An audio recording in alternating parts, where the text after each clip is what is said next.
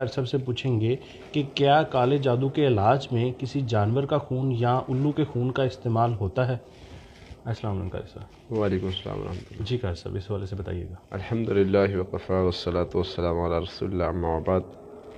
جی عدنان بھائی، علاج مختلف طرح کے ہوتے ہیں، مختلف مذاہب میں مختلف طریقہ کار ہیں علاج کے۔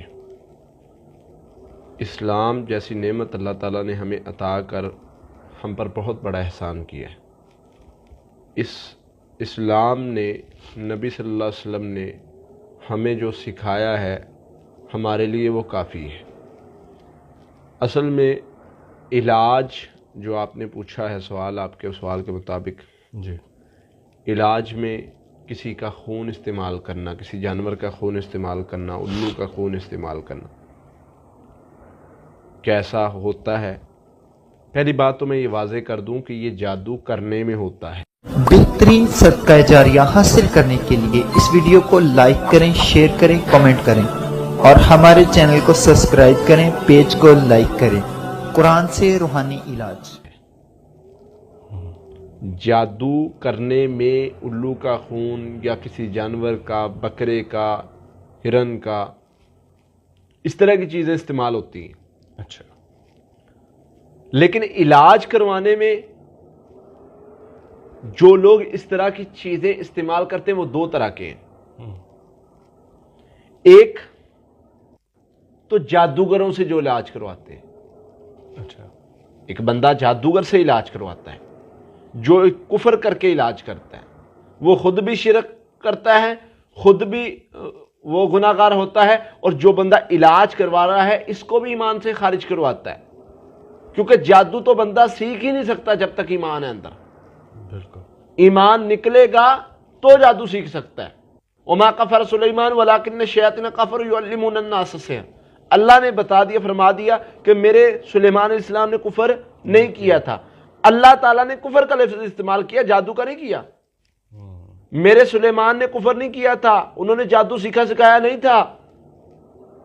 تو ایک تو طریقہ یہ ہے جو جادوگروں سے کرتے ہیں، وہ تو الگ چیز ہے، وہ جائیں بھاڑ میں، وہ جو جس چیز سے مرضی کریں علاج، وہ خون سے کریں، وہ جس سے مرضی کریں، وہ تو ایک طرح سے دائرے سے نکلے ہیں، وہ تو کفر کر چکے۔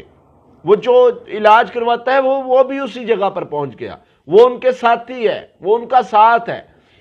اب دوسرا طبقہ جو کہتا ہے جی خون کا استعمال ہوگا، ہرن کے خون کا استعمال ہوگا، پھر اسی طرح ہرن کی کھال کا استعمال ہوگا، وہ طبقہ ہے جو مال کھانے کا پروگرام بناتے ہیں، جنہوں نے مال ہڑپ کرنا ہے، مال اکٹھا کرنا ہے۔ اب وہ کیا کرتے ہیں، ان کا طریقہ واردات کیا ہے؟ وہ یہ کرتے ہیں کہ جی آپ نے کیا کیا، آپ کا آپ نے علاج کروانا ہے۔ اب دیکھتے ہیں کہ عدنان بھائی ٹھیک ٹھاک ہیں، ان کا سسٹم ٹھیک لگتا ہے، آپ سے باتوں باتوں میں ساری باتیں پوچھ لیں گے۔ پھر اس کے بعد وہ کیا کریں گے کہ آپ سے کہیں گے کہ ہرن کا خون لے کر آئیں۔ آپ کہیں گے جی ہرن کا خون میں کہاں سے لے کر آؤں؟ صحیح کہا۔ بلکہ میں ایک سن رہا تھا ایک بندے کی بات، جی وہ کہتے کہ ہمارے جاننے والے کسی مریضہ سے مارخور کا خون مانگ لیا، اچھا، یا مارخور کا سر مانگ لیا، وہ لے کر آؤ۔ وہ کہے جی میں کہاں سے لے کر آؤں؟ صحیح بات۔ نہیں جی وہ اس سے علاج ہوگا آپ کا۔ اب وہ مجھے تو نہیں ملے، نہ مل رہا ہے، بازار سے کہاں ملتا ہے؟ اچھا ایسے کریں پھر 2.5 لاکھ ہمیں دیں، میں مجھے جاننے والے ہیں وہ منگوا دیتے ہیں، وہ ہوگا تو آپ کا علاج ہوگا، اس کا سر لے کے تو اس کے سر پر عمل ہوگا، آپ کا علاج ہو جائے گا۔ یہ کیا ہے؟ خوف بیچا جا رہا ہے۔ صحیح بات۔ خوف زدہ کریں گے تو وہ 2.5 لاکھ بھرے گی نا۔ آپ کو کہہ دیں گے کہ عدنان بھائی آپ کا علاج نہیں ہو سکتا، آپ دیکھیں گے کہ یار میری زندگی کا سوال ہے، اگر آپ افورڈ کرتے ہیں تو آپ کر ہی دیں گے، اور اگر آپ افورڈ نہیں کرتے، واللہ میں نے ایسے لوگوں کو دیکھا ہے وہ اپنی گھر کی چیزوں کو سیل کر کے علاج کروا رہے ہوتے۔ وہ نہیں جانتا علاج کرنے والا، میں اس سے بکرا مانگ رہا ہوں، میں اس سے بھاری رقم کی ڈیمانڈ کر رہا ہوں. چلیں کوئی افورڈ کرتا ہے اس سے لے لیے، چلیں وہ اور بات ہو گئی. لیکن ایک بندہ جو ماڑا بندہ ہے وہ بیچارے گھروں کی چیزیں دے کے بھی، یقین کریں عدنان بھائی، وہ ان لوگوں کو دے کے بھی علاج کرواتے ہیں. بالکل ایسے کوئی نہ کوئی چیز بیچ کر وہ پیسے دیں گے. غریب بندہ کیا کرے؟ وہ کہتا ہے کہ جان تو بچانی ہے نا. وہ خوفزدہ اتنا ہوتا ہے، مینٹلی طور پر اتنا ہارا ہوا ہوتا ہے کہ وہ کہتا ہے کہ میرا علاج کر دے، جو مرضی چیز لے لے. تو ایک دوسرا طبقہ یہ ہے. ویسے کسی علاج میں خون کا استعمال نہیں ہوتا. اس کے علاوہ یہ دو ہی شعبے ہیں، یا جادوگروں کا یا شعبدہ بازوں کا. انہی کو ضرورت پڑتی ہے خون کی، انہی کو ضرورت پڑتی ہے الوؤں کی، انہی کو ضرورت پڑتی ہے بکروں کی، انہی کو ضرورت پڑتی ہے گوشت کی، انہی کو ضرورت پڑتی ہے کڑھائیوں کی، ساری چیزوں کی انہی کو ضرورت پڑتی ہے. الحمدللہ جو علاج بھی شریعہ ہے، جو شریعت کے دائرے میں رہتے ہوئے علاج ہے، اس میں ان چیزوں کی ضرورت نہیں پڑتی.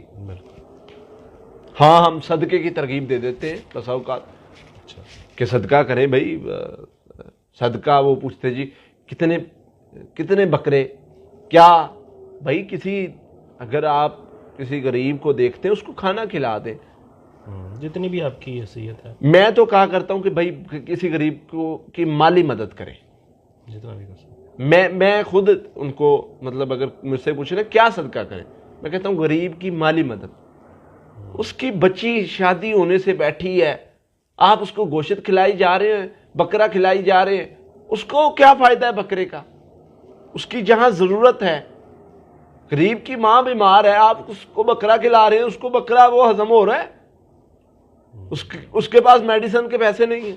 صحیح بات. تو یہ اگر آپ پیسے دیں گے تو وہ ضرورت پوری کر لے گا اپنی.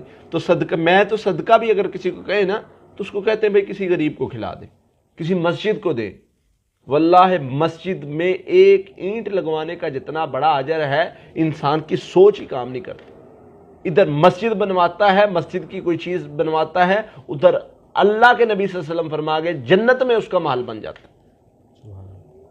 اتنا بڑا اجر مسجد بنوانے والے کا جنت میں محل بن گیا، گارنٹڈ، گارنٹی دے دی. بالکل. تو اس لیے یہ ایسے اعمال کریں جو فائدہ دے، جو خیر کا سبب بنے. جو یہ اس طرح کے شعبدہ باز اور ساری چیزیں نا، ایسا کوئی چکر نہیں ہے، کوئی ایسا علاج نہیں ہے کہ جس سے خون کا استعمال اور یہ وہ چیزیں ہوں.